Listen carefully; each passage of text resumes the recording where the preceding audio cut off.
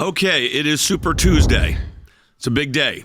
There's a lot of delegates at stake, 17 states. And of course, we now have reported a huge social media outage. Now, what does that mean for the election? Massive disruption on Meta programs. So that was Facebook, Instagram. I believe Instagram is still down. Facebook is trying its best. I know some of you may not be getting the broadcast today on Facebook. Some of you may. It is a continual issue. YouTube had a problem too. A lot of them have had big issues this morning.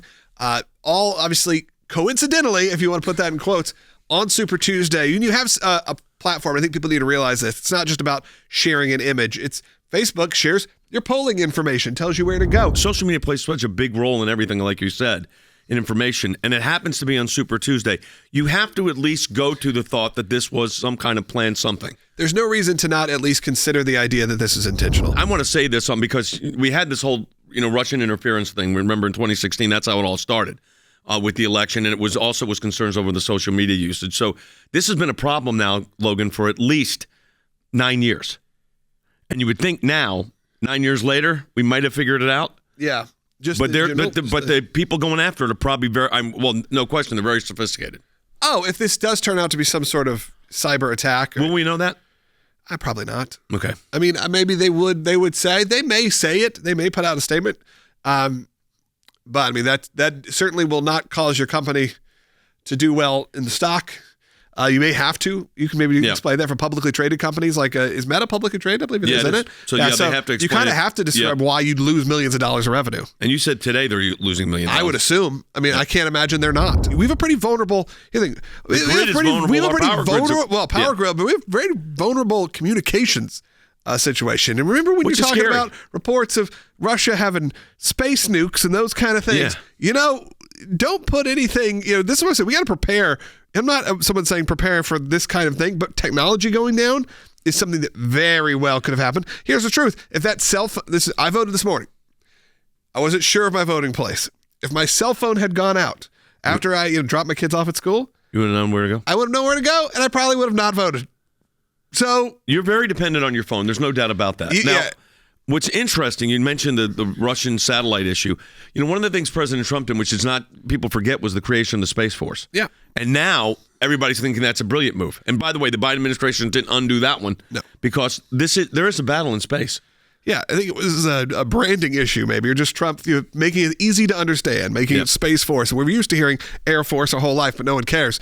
But as soon as you heard space, it evoked Star Wars. It evoked science fiction. The logos all felt that way. But comes down to it is that we definitely need it. And I think we all know that we need it. We've had a division of space aeronautics and those kind of things for decades. But now it's its own thing because we see these issues. Why? Because all of this is being operated off of satellites in space, and it just is just what it is. It is, again, a very convenient issue to happen on Super Tuesday. I think it's something we need to keep an eye on. I think we also need to keep an eye on what this could mean for the future, and I think for these campaigns, they need to be looking at what happens if on Election Day social media is down.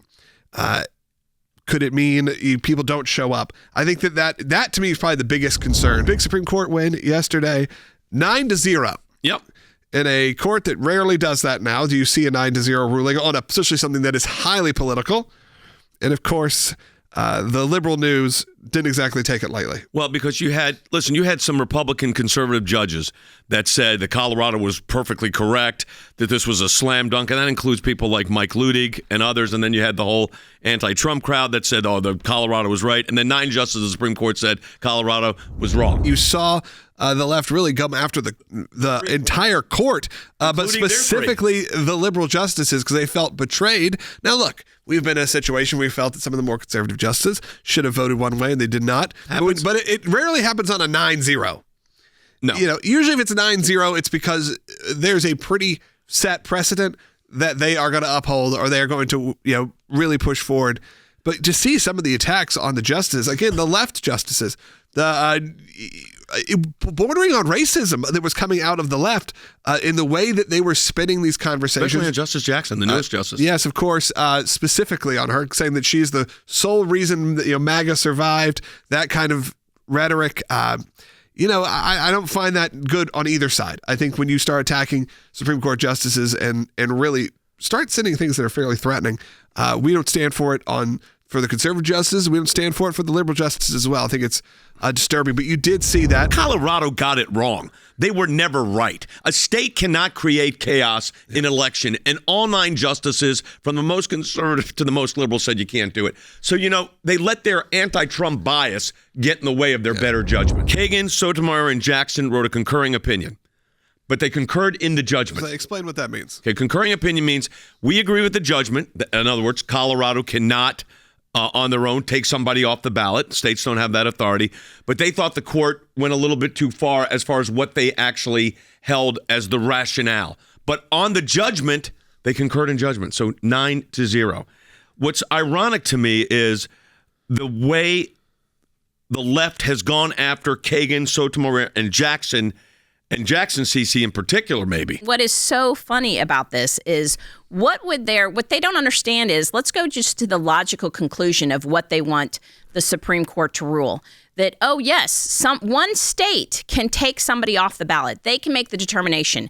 Well, would they have been so upset if it were Texas that had said, look, we're pulling Biden off the ballot. He's not able to run. They don't understand that this has far-reaching implications. This is just not about a pro-Trump decision. This was a our constitutional republic decision, and it was right, and the liberal justices got it right and should not be attacked because they actually made a right decision. The left, Andy, if they don't agree with the opinion, all of a sudden you're anti-democratic, you're anti-constitutionalist, and they're going after their own people. Their own people become fodder for the mill of attack. I mean, Justice Jackson did the right thing. Justice Kagan, Sotomayor, they read the Constitution. They said that the states do not have the right to create a patchwork quilt of this is a candidate that can stand for a presidential election. This one cannot. We would have 50 different opinions as to who should be on the presidential ballot, and to preserve uniformity. And Justice Kagan said this during oral argument. Isn't this a federal question? So she signaled that at the beginning. But you step away from the party line by the woke left and you're dead. Whether you're a conservative or a liberal, progressive, you are dead in their eyes and you need to go. A per curiam decision is unanimous. It's not 5-4, it's 9-0. So it's absolutely just misinformation and false information that they're spreading. Joan Biskupic, who was a reporter for the Washington Post for years and now CNN commentator on the Supreme Court, saying this was a 5-4 decision. Now, where are they getting that from? Because it was 9-0 on the judgment. What was the judgment? The judgment was the Supreme Court said, all 9 of them, the states don't have the authority to do this. So they are making things up. That's what this is.